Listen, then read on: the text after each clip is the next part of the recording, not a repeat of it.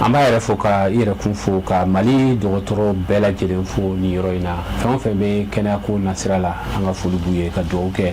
banabagatɔ minnu bɛ bolo la Ala ka lafiya di an n'u bɛɛ lajɛlen ma n'an bɔra an bɛ sɔrɔ ka na an balimamuso Madame Keita Aminata Traoré bi a ka dilannen min bɛ dumuni ko nasira la ka plan ɲumanw fara ɲɔgɔn kan ka se a dilanbagaw ma ka se ka waati bɛɛ ka kura di an ma dilancogo la bi ta ye min ye an ka ɲɛmadaw fɛ. Rajim filɛbagaw aw bɛɛ lajɛlen ɲɔgɔn aw sigiyɔrɔ la aw ka rubrique Mali de don bi an sera an ka musoba dɔ ma n'ale bɛ Sotiba ACI kɔnɔna na an bɛna kuma d'a ma a yɛrɛ bɛna représenter ne ba ni sɔgɔma. Nse somɔgɔw Tarase nse i bɛ se k'i tɔgɔ ni jamu fɔ. Awɔ ne tɔgɔ Ajaratu Jara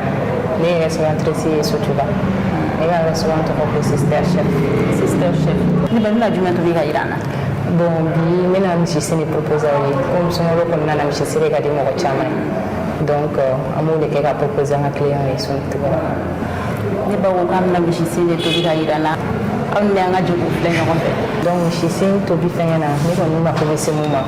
o ye misisiri jaba komi jaba ye fɛn caman basé tomati poivron foronto ani kɔgɔ ni layi ni laurier poivron ani ganifin an y'an ka daga sigi an b'an ka misisiri kolen jɛlen k'a la ka a nafɛnw k'a la min ye tomati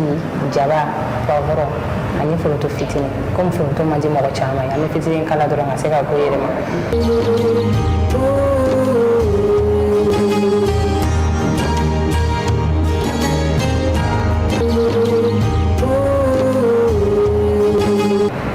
ni o mɔna an b'o bɔ k'o susu k'o k'a la lɔgɔti fana bɛ k'a la ka laurier k'a la ka kanifin fitinin k'a la k'o to ka tobi fo n'a mɔna.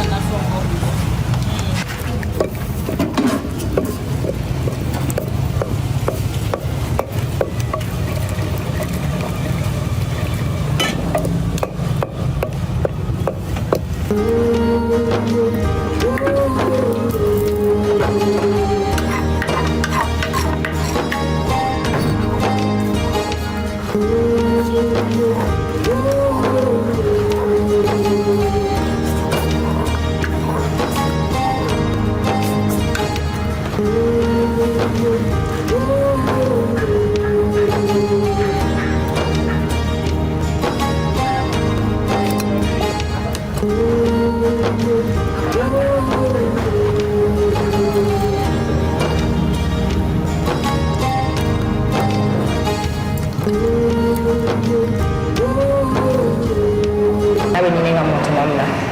an bɛ kɔgɔ k'a la ka manzi k'a la ka poivre k'a la ka kanifin susulen fitinin fana k'a la ani layi. Donc o y'ale ko nin bɛɛ bannen ye.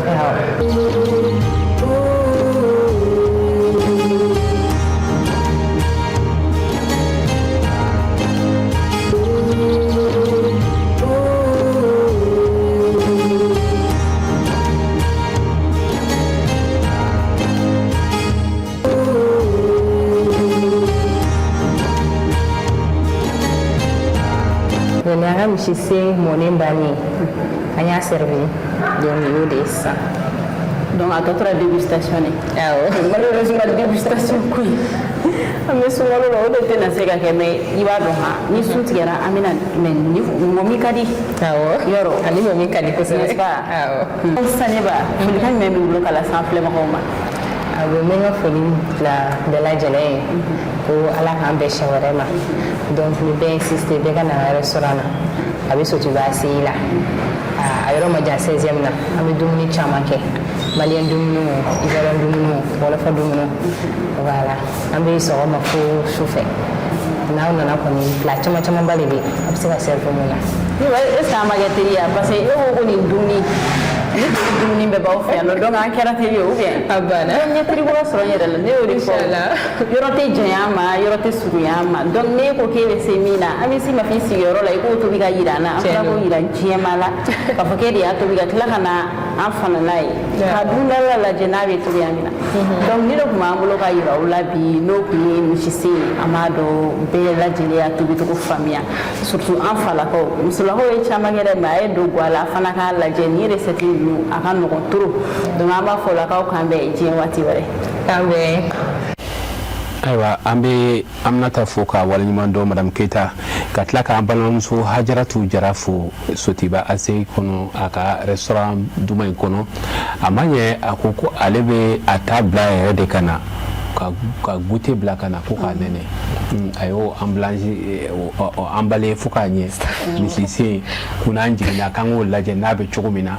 ko bloc tɛ i b'a dɔn kɔni tiɲɛna ale ta ni tɔw ta tɛ kelen ye parce que tɔw y'a a kɔni fɛn bɛɛ kɛ Aminata de y'olu ka seere Ami de y'olu ka seere mais ale ka seere bɛna kɛ anw de ye o la aw fɛn fɛn de bɛ yen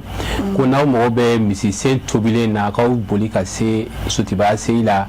ka to 16e arrondissement kɛrɛfɛla la n'i sera yen dɔrɔn a ka restaurant bɛ yen an b'a fɔ k'a waleɲuman dɔn n'o ye Hajaratu Jara ye an b'a dugawu kɛ Ala ka sugu diya nin ye initiative ɲɛnamanba de misisen ka di mɔgɔw ye a bɛ marcher ni Ala sɔnna a ma o tɛ Ala k'a ɲɛ k'a d'a ma